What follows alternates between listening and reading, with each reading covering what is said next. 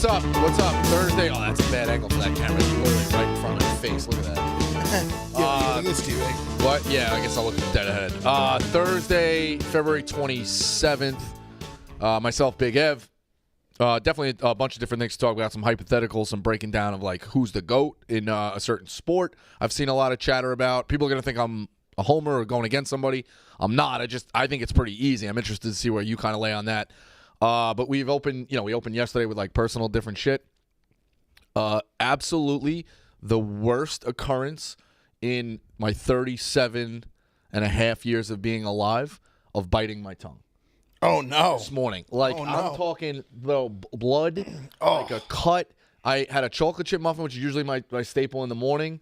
Got it. I guess, like, rolled it to a different spot. Bit down. Absolute in fucking pain like you wouldn't believe. You strike me as a guy that bites his tongue pretty often, too. Not as much as you think. Because you're you get mad. So, like, that's I guess. Like, grit your teeth guy. You might catch some tongue here and there. So bad. Absolutely terrible. All right, so last night, Maryland, Michigan State was a rock fight, an old Big Ten type of rock fight. Our guy Ryan Hammer was there, great seats, gets a great angle of it if we'll eventually pull up.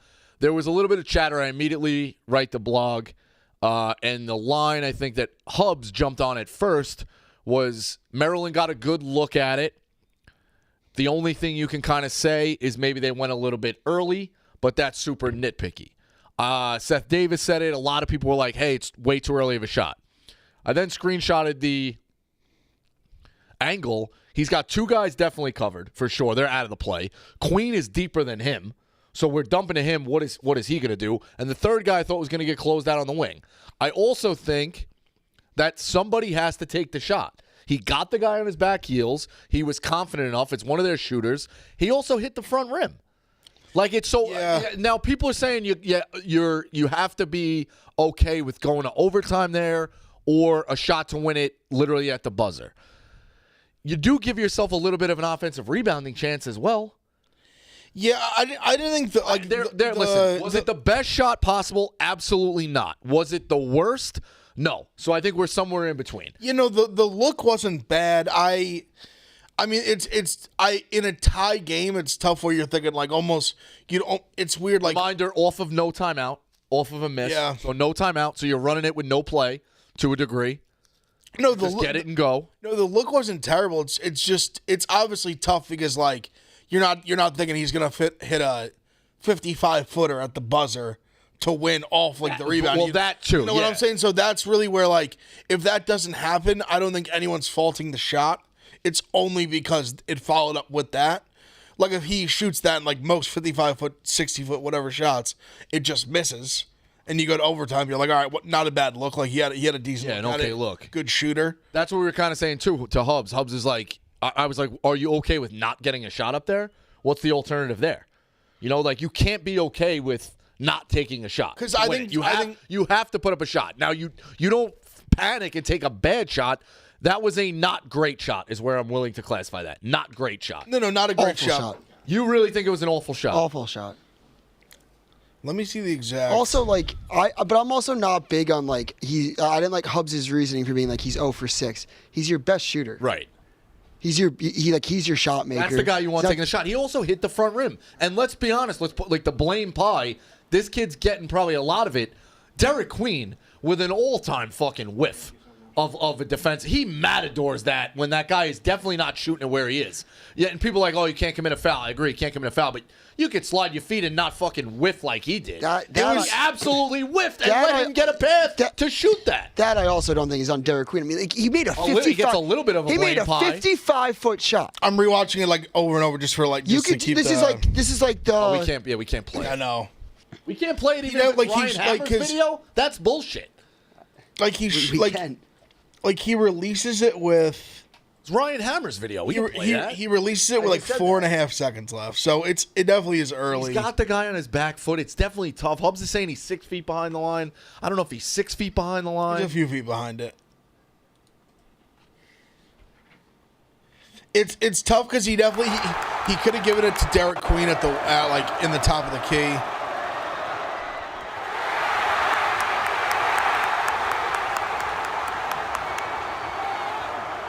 comes up. It's about like 4.5 seconds when he releases it, around like 4.7. Now look at, Queen. But like, it's not a great shot. But this, like I said, it's very results based on the he's gonna shoot it from 5 feet, 10 feet beyond half court and make it. Like if he misses, no one's like. At what point do you just say like that was an incredible play? Yeah, I mean, listen. 100%. And also, the way the rebound came, off the rim, like there was no time. You know what I mean? Like a normal shot, if you catch anything besides like very front rim, it's gonna rattle. It's gonna hop in the air. Like the way it was a line drive off, it almost put him like in stride, heading the opposite way. It gave him even that much more time to like really even get a look from that far. Right. Like it was just very it had to bounce perfectly for that all to happen for them to lose it. It also is like perfect, March-esque type move. That kid had a turnover. That kid had the really bad turnover that allowed Maryland to tie it. So, and then he hits that. But yeah, I mean, it's a classic, Big Ten game. I really wanted to lock in on Maryland in that time because I haven't watched them, big screen, locked in terms of like, a lot of teams get faded through. They're also on Peacock. You're like, all right, we'll put them there, put them here, and you're not locked in. So I was locked in on Maryland. I don't think it was the best showing to like if you're really trying to lock in on a team. Like it was an ugly game. They couldn't hit fucking anything, but definitely impressed. I mean, they got athletes, they got shooters. That again, they couldn't hit anything last night. Two very evenly matched teams. Yeah.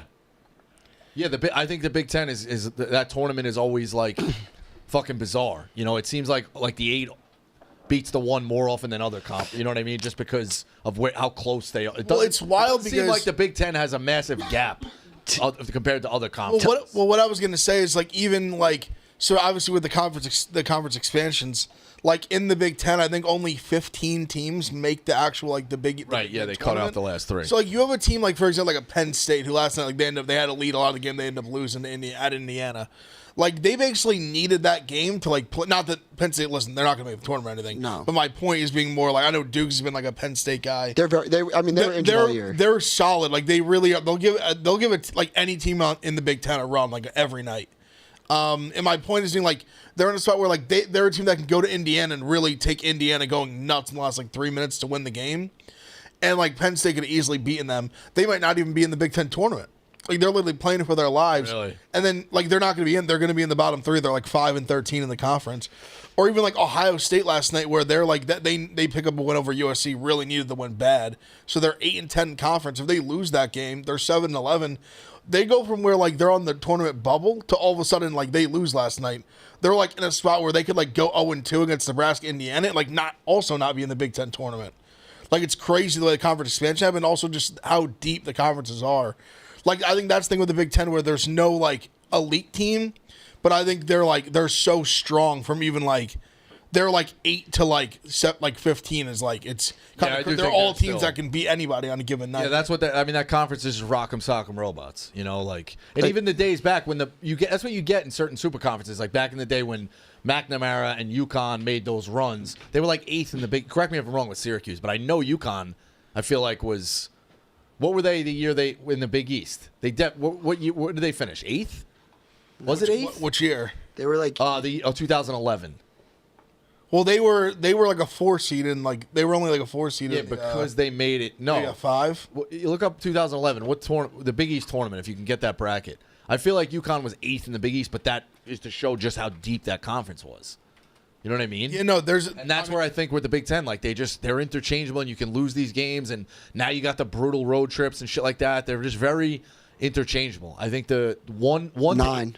They were a 9. Wow. Okay, yeah, I knew. I was take that one, Phil. Yeah, they bitch. That's where you can go in the conferences. It's a crazy week. It's for a lot of years. I think conference championship week can be better than the first 4 days of the tournament because you do have more games. Yeah, and the shit you're watching, and you're watching teams play in, and you're watching like an NC State make a run like that, and playing for their lives. Syracuse playing for their lives. Like you watch all this shit unfold, and it's just chaos, and it's really good. It's the first 4 days of the tournament. I don't think are the gold. I think are the gold standard. It'll never be surpassed. But championship week is very, very close. Championship week is great. Arguably the first best for 2 gambling. days. Arguably the better gambling week.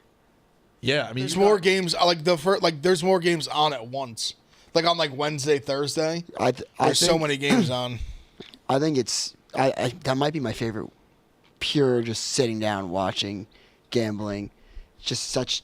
I don't know. See the giddiness I have for like day 1 and 2 of the tournament are unmatched though. I agree I'll with that. be giddy. Like I'll be like giddier, more like reared up for those days than like even like the heart of the conference tournaments. 100%. But I'll also be more pumped up about day 1 and 2 of the tournament than I will for like the Sweet 16, Elite 8. 100%. Oh, yeah, I think so. Like day 1 and 2 are not matched on any gambling, any watching, any level in general. But like I do think that the conference championship week as a whole might be better than the NCAA tournament days 3, 4 onward. So yeah, all right. So right. Is that crazy? This is where I'm at. I think I got it perfected. People have different Probably preferences, but probably not. But here's where I'm at. Doubt it. If you're doing rankings, day 1 and 2 together, S tier, the best of the best. Yeah. No doubt about it. Then I would say Thursday and Friday of the Sweet 16, I think, are the second best. If you're grouping them together, I think day 3 and 4 are still really good because they still have a lot of games. I think leading up to like still that like set the Saturday Sunday. Yeah, but I think the lead up to the Thursday Friday in the Sweet 16, how much those games mean, the lead up, you got 3 days off that you're building up. That's where I'm at. That's the second best to me. Then it goes Final Four and championship, that breakdown, because I do think you can get a dud championship and a dud Final Four matchup. Like it does seem like you're putting that over day 3 and 4. Day 3 and 4 because the Final Four there's only 3 games. In terms of what I am most excited about, or what I consider the best, yeah. Then you're putting day 3 and 4 basically last, which is still round of 32. That's round of 32 days are like still like 2 elite days. They're definitely elite days, but I think I would take the Sweet 16 Thursday, Friday above it. Where are you at, Dukes, with that? And, no, I'm sorry. No, it's not last. I'd put the Elite 8 day last. I know that sounds crazy. You only get 2 a day in terms of viewing as well.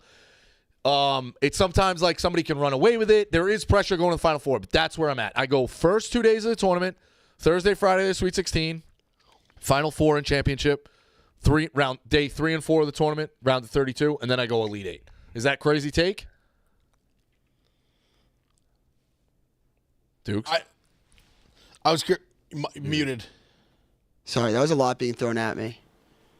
Just thinking wise. The order. Yeah, I mean, you had Andrew in there, too. First, the tiers of how it goes. In terms of what I'm favored at watching.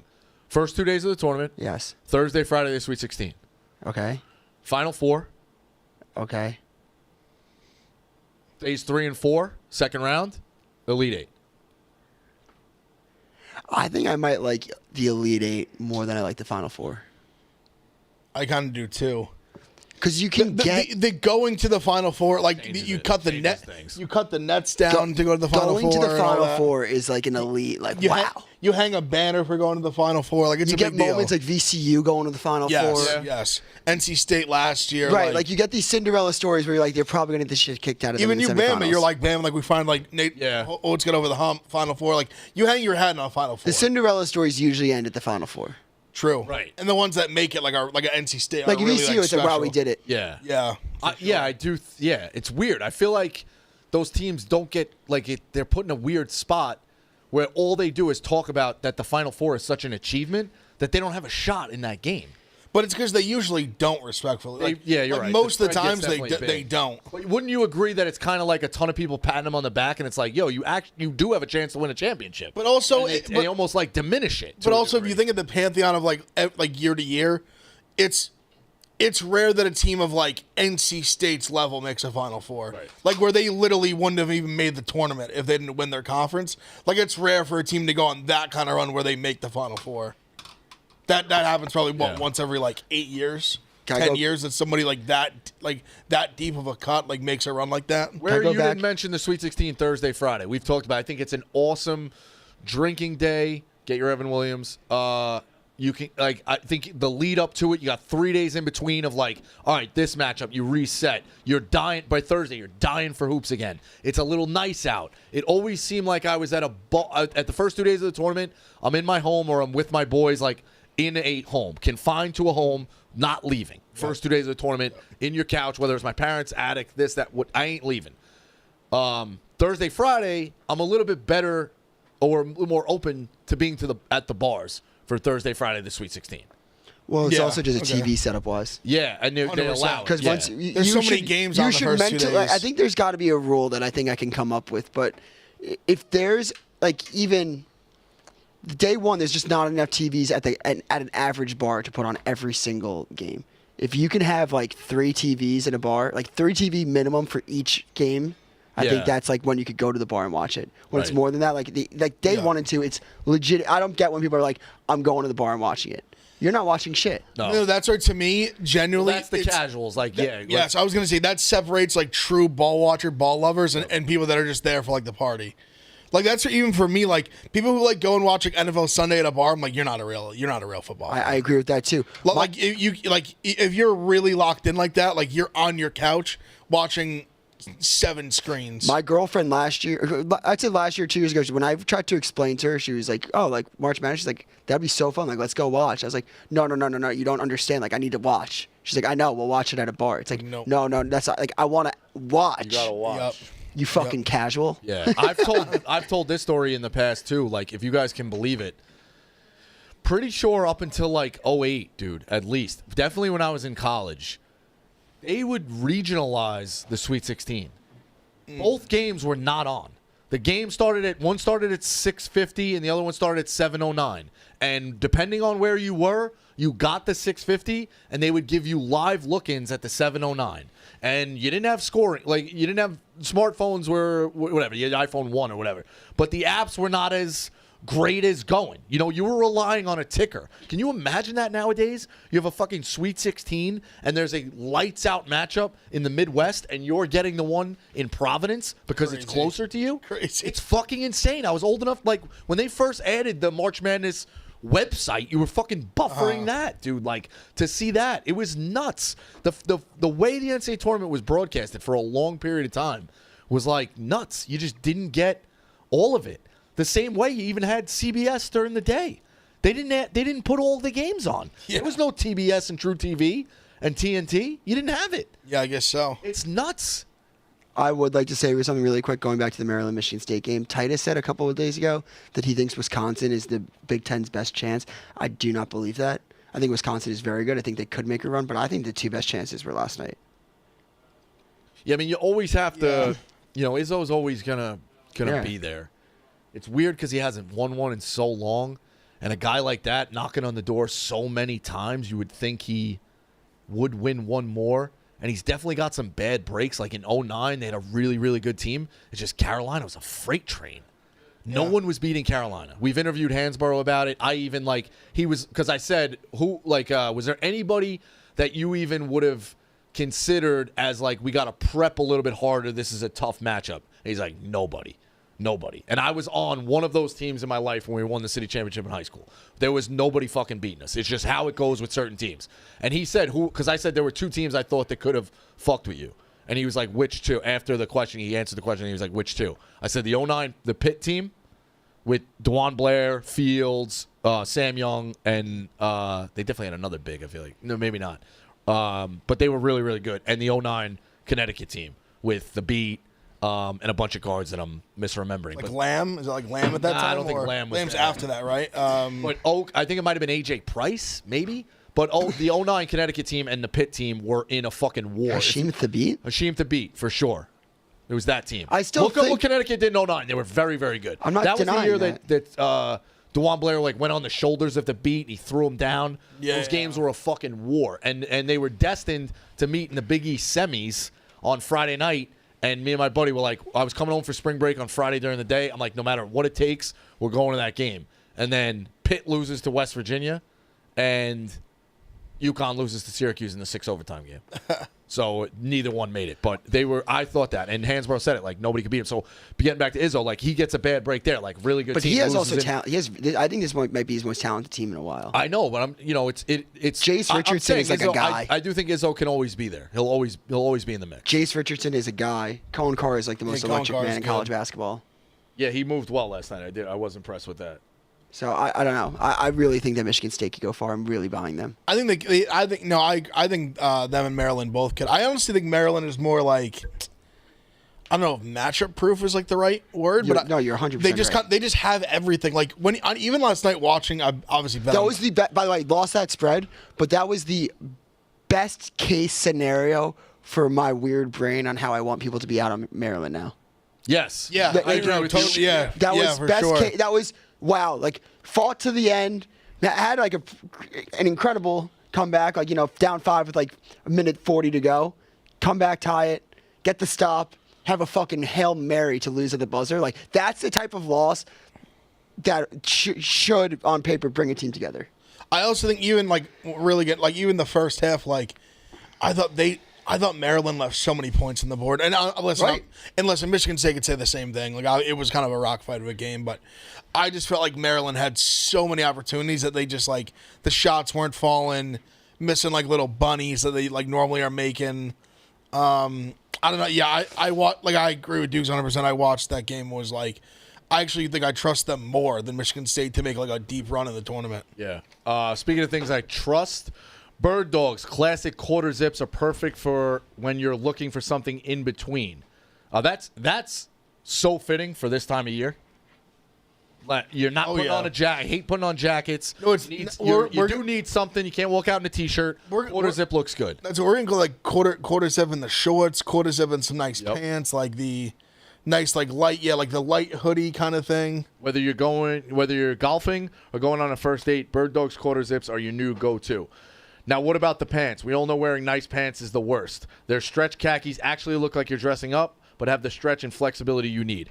Love them. Also love the inner thing. Like if you want, no underwear. Fucking unbelievable. That's what the shorts are great. The liner, yeah, unbelievable. Liner, no liner, it's unbelievable. Fantastic. So you got your business casual at work. You can wear the quarter zips, khakis, different occasions coming up. If you want to go to the bar like with Duke's girlfriend and watch the tournament games, wear your quarter zip. It's different occasions. You can wear it for sure. For a limited time, our listeners get a free hat with any order when you use code PICS at birddogs.com. Get the birddogs.com. Use code PICS at birddogs.com. Show our support and let them know we sent you.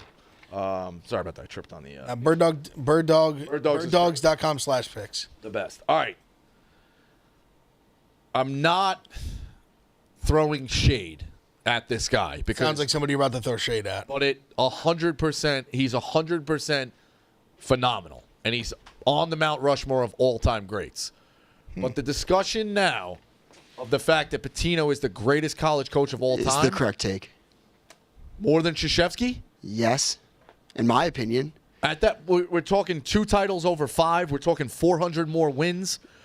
You also he also exited the sport. So if you're talking about college basketball's greatest guy, he did leave.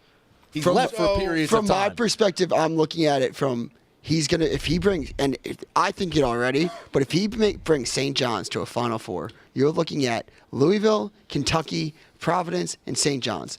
And you're not also just like bringing St. John's. Don't you get points? All right, but don't you that gets you points. 3 teams to a Final Four, 100% gets him points. Potentially 4. He's only brought 3. Yeah. He's brought 6 teams to the tournament. Boston, Providence, Kentucky, Louisville, Iona, and St. John's for sure now. St. John's 6 teams to the tournament. You don't get points for turning a place from a who are they to a fucking national powerhouse with 5 titles. You do. So the argument for Pitino against Krzyzewski or whoever would be what Dukes is saying. Like he's went to all these different places and done it. Where Krzyzewski, listen, it's part he just stayed. Obviously, he just kind of stayed there and made it the pinnacle. So it's hard to knock him. But I'm playing devil's advocate for the discussion. Is that Krzyzewski only did it one place, where Pitino doing it all these places. Like he's done it he's went to like power programs and won. He's went to like small programs and won. Like taking a team like Providence to the Final Four. Even just he got out of coaching. Fuck it, I'm going to coach Iona, get them a conference title, get them to the tournament. Like even little shit like that, I'm like, whoa. Like he literally has won every single place he's been in college and just won big. Even considering like their standards. Like getting Iona 2 tournaments, like that's winning big. Like getting St. John's to like a top, we'll say safely, 3 seed. They're going to be probably top 2. Right. Like in the tournament when they were literally in the gutter a year and a half ago is insane. I mean, but I think when Louisville's a solid program, but they weren't some like sexy program before he came and like brought them in multiple. Well, they had Final Fours. that legendary coach, Lefty Driesell. But I'm saying but I'm saying in a while. Wait. Am I wrong? Was Lefty Driesell Louisville or Maryland? Double check me. Make sure. Like Louisville wasn't some like premier like incredible program. Like obviously he went to Kentucky, the premier incredible program. He won there. Goes to Louisville later on. Like obviously good program, like good conference, but not some like Louisville's not some blue blood. He goes to Louisville, they win big. Like every single place he's been, they just have won and won huge. Yeah, like Louisville was relevant in the '80s. And they won two championships. Was it Lefty Driesell? I need to know that. It was, right? All right. And then he went and brought them to 3 Final Fours. And that was they won in the '80s, so he brought them in the early 20, like late 20, like he revived. He brought them 25 years later. He brought Louisville back. He brought St. John's back. He puts Providence in the national map, yeah. On the map. And then at Kentucky, he arguably had the best team of all time. I don't think that, but arguably, like they're definitely down for like one of the greatest teams ever. One of them, yeah. But when you're looking, like, let's put this into an MVP case, right? One guy's numbers against another guy's numbers. And I do think all the intangibles that you're saying, Pitino has the edge of, like, doing all that stuff. You know what I mean? But 1,202 wins to 879 wins. 5 titles to 2 titles. 13 Final Fours to 7 Final Fours. It's not comparable. 15 ACC titles. It's not comparable to me. But it's the 5 to 2. But it's 400 more games. But it's the like consistency of staying at like more Final Fours. He's almost got more Final Fours than he went to. But it's staying at one place is like makes it a lot easier. I would say it's a lot easier. Like Coach K, but you also have to earn staying at one place. You can at any point. Coach K did enough. Like the Louisville shit really obviously got like crazy. But I mean, listen, I'm not going to say Coach K was doing all that, but Coach K, I'm sure, did plenty of stuff that got swept under the rug, and that, like, to me, it's that could Coach he showed so much more range than Coach K has. Right, Coach K, he can win anywhere. Like, and listen, all right, but he made Duke a thing, so like that's where he gets credit. Like Duke wasn't really a thing before he got there, so before he Pitino, deserves that. I guess maybe this is the way the argument was cruxed. Before Pitino got to GOAT status, let's say, because he's moved up in the last 5 or 6 years, you would say, right? The resume has definitely been built. To all your points. I think St. John's has helped. His resume has helped. He's had great years as it gone. The gold standard before Krzyzewski was probably Wooden, right? And like he stayed there forever. So at that point, you know what I mean? Like I don't know. I guess it's how you look at things. And to me, you get points for staying. I guess the thing is, it's kind of unique. Now Wooden, I think Krzyzewski was better than Wooden for a long time because Wooden never had to leave his fucking backyard Bosco, with you're 13 teams to make in the tournament. You're giving Coach K credit for building up Duke, which I understand, for getting all the wins, which I understand. Like those are all the talking points for Coach K, which is why if he's not the best coach and it's Pitino, then he's number 2. Like I agree with you on all these things, but in the same sense, Pitino has like the things that we talk about. Pitino, like if he brings St. John's to a Final Four, it's case closed for me. Okay. I could, I mean, 4 different schools to a Final Four is like what hard. Could he get? I mean, if he gets 1,000 wins, 1,000 would be what's he got? He's got 879. But like, how many would it be without the vacated? Oh, yeah, they did take. That's a good point. Because like, at what point pull that up. Did they? How many did they vacate though? The one season? Was it more than one season they vacated of wins? I don't think so. I'm not sure. I'm not sure how many actual wins they vacated. Can we just get a list of? And you want to talk about a guy that Can we just get a list of real shit? Like how many wins did he actually have? 123 wins were vacated. So that's a lot. All right, that is almost 1,000. There you go. All right, almost 1,000. Also, they'll probably become unvacated like the day he dies.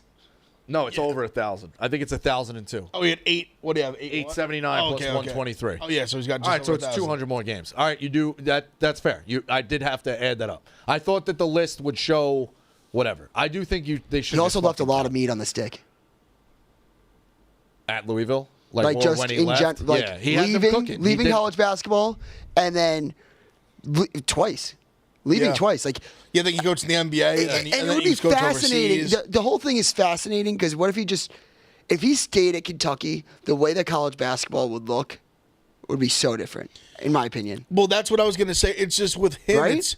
I think that It's just Coach so, K's resume would change. His resume would change. The landscape would all be so different. It's so rare. I mean, he's really the only one I can think of. Calipari's would change as well. 100%. I think it's just Pitino, a coach of his caliber, to have not stayed at one school. Like all the other ones of his caliber are like close to it, have really just stayed at one place. Like if you want to argue Cal, but Cal to me, like when I think of Pitino and Cal, like Pitino's a true like X's and O's like basketball coach. Like Cal is a phenomenal recruiter, Right. more of a rah-rah guy. Like not to say let's obviously the guy knows basketball, but I'm saying like in terms of there's levels to like I think Pitino is like probably the most elite basketball mind, motivator, like strategist, whatever you want to say it, like coach of the last probably like 30, 40 years. Like I just think what he's shown over and over again at these small schools, big schools, like he literally there's nowhere he can't go. There's nowhere he can go and not win. He's just as good to win anywhere he goes, and it's all about him. Like he's just that special of a basketball mind. And I guess listen, it's like it's kind of not fair to nitpick a Coach K or someone like that about it because he just never really he never really needed to. He just built a monster and like why the fuck would he go anywhere else? By the time he would have went somewhere else, Duke he made them a blue blood, and then all of a sudden it's like why would he leave? Right. He's the king of the castle. He did flirt with the Lakers for a little bit. Sure, definitely but I'm did. saying like other college teams, because that's where Pitino, he got to coach the Boston Celtics. So like he made the leap, and that's if he hadn't done that, and he hadn't like had the Louisville thing, like he probably has as many wins as him already. Yeah, that's fair. I didn't realize it was 123. You got to add that up. When you look at the list, I just pulled what they're Like five- putting. I didn't realize it was whatever. Like that is 6 fair. years of wins, About 200 more wins. Yeah, he probably could. multiple Final Fours. Yeah, I don't know how there. many more years he wants to stay, but he could catch him if he really I gets just St. think he John's cooking, seems- he could catch him Like it wouldn't shock me if he coached like 6-7 more years at all. if he just bypasses the 6-year deal or the fact I mean, he that could. said- I mean, he definitely could. Like, I mean, listen. Obviously, that's a long ways away. We'll see how he feels, how he looks in 6 years. But I mean, especially if they make a deep run this year, and I think they're just gonna continue to be good. Like, I think you're gonna continue. They have enough NIL money that you're gonna get the good transfers they want, and especially the more you win, more guys will want to come here. Like you're selling out the Garden. Yes. You're showing, hey, you're a superstar in New York City. Like it's not like fuck the facilities. Like you're playing at the Garden in front of 16,000 people on a Sunday at noon on a Thursday night, like whatever it is. Like that's big time. And it's what I said. I think I said a few days ago talking about Pitino and the recruiting and all that with the transfers and kids. Like I think you're going to get a ton of kids who have not from New York City that would love to come and be a superstar in New York City. Yeah, it's bright lights, Garden. I agree. For a long period of time, that's what, again, like growing up in this league and stuff, the New York City kids didn't want to be stars in New York, if that makes sense. That's all leaving. That's what he said. He was like, I think it's people have this thing of like, oh, he's from there, he wants to stay there, and he's like, I think most kids want to go somewhere different than where they're from, and I think that's true. I mean, I'll just speak for obviously I wasn't a D1 basketball player, but just as a human being, like I was a kid from New York, like I wanted to go to school, like I went to Coastal Carolina, I went to Ohio State, like I wanted to go somewhere else, and I think there's a lot of kids that would go somewhere else and be like, you know what, New York City sounds sick. Like I'd want to go like go, and especially the way it is now with transfers, where you don't have to go spend 4 years there. No, I'll go do a year or two there, and then I'll be out. Yeah, I'll make some money. I'll play under one of the greatest coaches of all time. I'll win, and I'll go on my way. He definitely has them cooking. And I think part of my take was definitely antiquated, but I did, again, the stuff I was saying was true. For a long period of time, no one wanted to come there. The facilities were terrible. They are improving that stuff, and there is a trajectory to turn them into a power 4, 5, 6 years. For sure, I'm telling you, if they make, as long as he's there, it's a potential power. If they make a run this year, I'm telling you, the money, like that money for like facilities and all that, will keep flowing. And like Rapoli has deep ass pockets, but I'm telling you, more money. Other people like they'll want to like when these alma maters, they got a little coin to spend, they see winning. That's just more fuel to the fire. To like this shit's working. Like let's put some more money in this. Let's keep it going. Yeah, I do think Krzyzewski's still the best. No, there's arguments for both sides. 200 more wins changes things. When I originally wrote down 879, did not factor in the vacated wins. That's on me. Hand up. 200 more wins, 3 more titles, double the Final Fours. It's just if he takes I think if he takes St. John's to the Final Four either this year or whatever in his tenure, 4 different teams to the Final Four is truly insane. Yeah, it's unheard. Like I think no one's ever done that, right? No one's taken 4 different teams. No, to I the think Final Four. very few guys have even taken. Is he the only one that's taken 3 teams to a Final Four? Has Cal done that? Lefty was at Maryland. Just read a book about it. Just want to give you an FYI before the trolls attack you, like Meek. Very nice text message from my buddy Steve. But yeah, I mixed them up. You know what? It's the colors. Yeah, Louisville and Maryland. Lefty was at Maryland. Who was the Louisville have a legendary coach? They won a couple titles in the '80s, so they must have. So who was their coach? I don't know. Wasn't there. Crum? Denny Crum? Okay. All right. I've heard the name. Mix those up. Where do we want to go here? Let's do this one kind of quick. The fans throwing shit. Obviously, somebody threw something on the court at Maryland, almost gave Maryland the tech. They did bring something up interesting on the broadcast. They're like, what's to stop a Michigan State fan from throwing something on the floor? I've always thought about that. They said it on the broadcast. I think that's totally true. Well, I think that's why they can't tech you, because it'd be bullshit. Because then all of a sudden you're open to a can of worms to think if you're really deep in the shit, you're about the shit. You want to win. You're a Michigan State fan. You throw on a Maryland shirt. You go undercover spy in there. Not bad. If you really are I'm really trying to win this fucking game. I'm really about this. You're going full undercover spy. That's not bad. You're throwing shit at the ref. You might take a getting kicked out of the arena. That's not bad. Might take a ticket, something, get a fine. And then the Kentucky kids, they played Oklahoma last night. Yeah, right? Oklahoma was throwing stuff. Oh, it was incredible, man. I think they threw a can at, which again, it's going to be ironic that I'm judging the ending was wild. And everyone's going to fucking take that as a layup of how dare you say this, but obviously you learn from your mistakes. You can't throw shit at people. Can't throw shit at people. No cans. Especially at a game. You know what I mean? It's the thing we talk about too. So just be there to watch the game. I would arguably say that it's better to throw it at a game than in the office. Fair. Healthy debate. Definitely worth that. Yeah. It really got. I think obviously that Georgia-Texas game, it really got that was, I think, the floodgates get opened a little bit there, because they literally changed the call.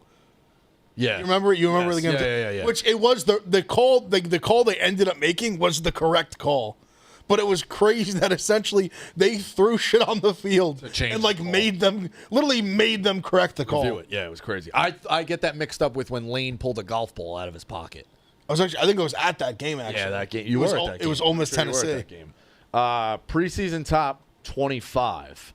I have the poll from this year. For college football? College basketball. I'm sorry. College Preseason. What level who are you putting in terms of the biggest disappointments? Let's classify it as massive, middle, and no disappointment. I think they all kind of have disappointment, so it's a little bit of a mute argument. But we'll start from the top. Kansas. Now, you have to factor in, my thing is factor in the drop. So Kansas definitely did drop, but they dropped to a seed that a ton of power fucking programs would take. Their worst season in 30 years of being a 6 or Self's whatever, how long he's been there, 25 years. His worst seed is we'd kill for a fucking 6. Vandy would kill for a 6. Great win by Oklahoma Vandy State last at this night. point would kill for a 6. Cal, Stanford, Oregon State. Who are some other programs that have been horrible in power? You know what I mean? BC. Just start going through the power conferences and do your math. DePaul, fucking Georgetown. But the problem is, when you're Kansas, you have no St. ground John's to and stand on. Fort Pitino. Yeah. You have when you're Kansas, you have no ground to stand on comparing yourselves to them. I'll say, as someone an Ohio State football fan, the second I start comparing myself to Oregon State, things are going bad. Yeah, it's bad. You know what I'm saying? So it's tough because it's almost like they lost their footing so early with them being number 1 overall preseason to now basically not even being top 25, being fringe top 25. That was one thing I was right about. When a lot of teams ranked Kansas ahead of Alabama, I know it's preseason, it doesn't mean shit. I think you. I did say. I think you could put it as a I massive. say Alabama's better than Kansas. You should put Alabama at 1. You did. And Alabama has fallen to as far as what, 8 this year? Maybe 10? I would say that I never really bought the Kansas hype. I think you'd have to say massive letdown though. Yeah. I think when people were talking like national title contender, and you're just like, they have no chance to win the national title. I think 0% chance. I think 0.0. Like they're just that team is not beating all these good teams consecutively. I don't think so. Unless you But legitimately they can play win a like game- they can win- UMBC in the Final Four and then St. Peter's in the national championship, and it's the craziest march of all time. So yeah, I guess 0.2. What do you think their Duke? Give me their tournament ceiling. Elite 8. I was even gonna say like Yeah. Sweet 16. Even I was gonna say. Elite 8. Brackets. I guess we it's do ceiling. forget It's that like matchup-based. brackets just fucking break some They people's do. ways. They do. It's true. I think Kansas is going to get a good break. I could see them. Listen, It would be we've so joked- Bill Self to like just look up and he's in the Elite 8 and we're like, of course. Yeah. They just did this team just randomly. Yeah, we've joked about it. Shout out my buddy Timmy and Chris. The Bill Self Invitational. One of my favorite things to do is fucking bet them with a small spread in that tournament. He just Big 12 fucking tournament? dominated. And maybe, listen, if they avoid, I think the path they're on right now in the Big 12, if they can avoid Houston till the final, like you could see them fucking getting there. Who knows, dude? Where they're Do you go, okay? We all know what Duke's ceiling is. What's the worst Duke could do? What's their floor? If they lost before 1 seed, if they lost Sweet 16. if they lost I know before, the Marty's Sweet going to be like, 16 absolutely not, and he's going to go full into that shtick. You 100%, even as a number 1 overall, can get a bad matchup with 3 days prep and a conflicting style and lose in the Sweet 16. We've seen ones lose a million times. Indiana to Syracuse way back when Crean had them cooking. Alabama to fucking San Diego State. It fucking can happen. 100%. Gonzaga in a few of them, I'm sure. Didn't Gonzaga lose to Arkansas recently? Yeah, they in did. the Sweet 16 They did. or yeah. They did. You could just have one bad shooting game. And it just kills 100%. you. I was gonna say Marty they is could- going to say that is 100% infactual and no way, and that can't happen. Duke's floor is 100% losing in the Sweet 16. Do I Yeah. think it's going to happen? Probably not. But 1,000% that is the fact. They could No, but lose in the Sweet 16. No, but I think it's definitely it's a reasonable floor when you think of like that'd be like a 4 or 5 seed. Like that's not the craziest Right. thing. Like you're talking about them losing to a top 15, 20 team. That's Which not they like, can do. It's not yeah. like the And craziest. again, they thing. why the also tournament's haven't a played. tournament. Yeah. They haven't played a top 15 team since fucking November. I mean, there's a Let's chance. call a spade as well. There's a chance Alabama goes out in the round of 32 because they shoot 5 of 45 from 3. That's I was also big- Phil, that's definitely a possibility. Yeah. I was also I will big. willingly admit that. I was big on Illinois playing Duke and be like, that's going to be a matchup. But, like, I didn't really want to say this on Monday. Everyone knew how injured Illinois was. Yep. Illinois was not the same team that we were, like, eyeing it down, just saying, that might have been – that was, like, a middle-of-the-pack ACC team, basically, that they played on Saturday night. And what's Clemson ranked? They're hanging their hat on, they're hanging their hat on. I actually think Clemson's good. Like, I know they I are. think they can make a run. You think Clemson's top 15? I think they're so underratedly coached. And I actually think Brad Brownell, or is it Yeah, Brownell. He was on He the should be hot more. seat. He should be He more was on the hot considered seat for the a while. Indiana job than anyone's actually considering him. He was on the hot. It's Actually crazy good how call. tournaments can make you run, make that run to the eight. He was on the hot seat coming into that tournament and the year before as well. You think there's an argument to be like, I don't know how you think about this. Do you think John Shire is the best coach in the ACC, or do you think he's an excellent recruiter with excellent facilities that got set up excellently, and like coaching wise, he's not the best? I might say that Kelsey might be. Kelsey's a fine argument. He might be like the best, just like pure basketball Yeah. coach. So I'm probably going Brad Brownell. Okay. I think Brownell's up there. He's in the top. He'd be like my next. Because Shire, it's weird with Shire Because it's not fair to Shire. Like It is. you're No, saying, it is. I got It's not these fair. facilities. I inherited a place. I played here. I got all the recruits. It's like, yeah, but you got to go out and win the fucking games. Carolina's fucking struggling.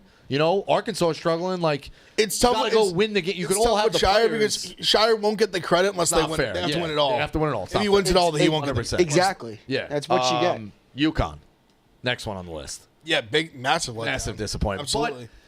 But in fairness, though, like the downgrade had to come, dude. Like it's very hard to win fucking 3 in a row. No, for sure. But it's that they're not even close. That's where it's. Listen, if they didn't win it all again, that's not some knock. Like but They're not even close. Right. Gonzaga. Pretty big fall off. Yeah, I guess I'm almost kind of the thing with like Dukes at Kansas, where like I never bought in them that big, so they're kind of like what I thought they'd be. Yeah. 8 Baylor. Pretty big drop off as well. Yeah. They go from 8 to an 8 seed. That's tough. Yeah, because especially like VJ Edgecombe's like a lottery pick. Like they got guys like that, and they're like they bring in No Chad Omier from Miami, who's like a stud. They brought in Jeremy Roach. They brought in some guys. A potential gold medalist, North Carolina. Yeah, 9 in the preseason. Yeah, tough. Probably right now it's the leader in the clubhouse. 16 Arkansas. I'm even as a Cal hater, I'm gonna say asterisk.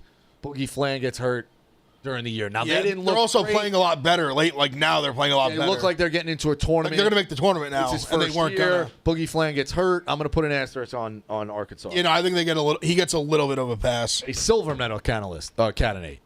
Indiana at 17. Yeah, no, big time. They're a big time letdown. Another medalist candidate, Texas at 19. Yeah, Not great. Cincy at 20, I think is one of those maybe they got rated. Huge disappointment, and I think it's arguably a top 3. you think Cincy is Dukes? Dude, this is Wes Miller's 4th year coming from UNCW, where he had all the success. People wanted him to be the guy at UNC. This is a team that returned basically everybody from last year. Kind of made a run in the Big 12. Had such high expectations coming this year. I know in the Ohio circles, people thought this is a team that should be making the Final Four. He's got the analytics on his side. I think Cincinnati is one of the most disappointing seasons in a while. And if they don't get into the NCAA tournament, I think he should be canned. Cincinnati's a proud program. Okay. Yeah. Honestly, one of the I feel like it doesn't get talked about enough that they're I guess you'd say arguably the best player. They got a few good players. That just Edgerrin James' son is Jizzle James. Yeah. And also, by the way, Doesn't I guess one of my favorite backs growing up, but doesn't get talked about enough. Jizzle James, Edgerrin James' son. Fun fact for the people. Cincinnati also hasn't made the tournament in Wes Miller's tenure. Tough. Yeah, It's gotta year make 4. it this year. Yeah. UCLA. That was a big win over Baylor though. Like they're in a decent spot right now. Position to be in position. UCLA Yeah. at 22. I think they're playing a little bit better. Yeah, they're It was they're definitely looking not a bad bad for Cronin. Because I think they're probably ranked in the top 35. Like I don't think they're around where they were. a lot of friends on the staff. Definitely dealt with some injuries, but a medal candidate as well as Rutgers. Yeah, no, Rutgers big I mean, you time got the letdown. fucking. You're gonna have guys go Massive. 2 and 3 in the draft. Yeah, 2 top 5 picks, and you're gonna Tough. massive Very letdown tough. for sure. Some other teams receiving high votes. Xavier got 73 votes. I would say that's kind of tough. You know, they're barely going to make the tournament. Tough, but again, like it's Xavier. I never expect Xavier to be elite. Kansas State got 30 votes. That's really that's a tough. letdown. Love Tang. That's really tough. Ohio State got 29. Yeah, we definitely been a letdown. We're hopefully gonna sneak in the tournament. So Here's one where pull up the ACC polls from the preseason and take away these guys' credentials and votes and they love to dunk on things when it gets wrong, but they never want it. Miami got 11 votes, bro. Whew. Miami got 11 fucking votes. That means they're in the top 40, or were considered in the top 40.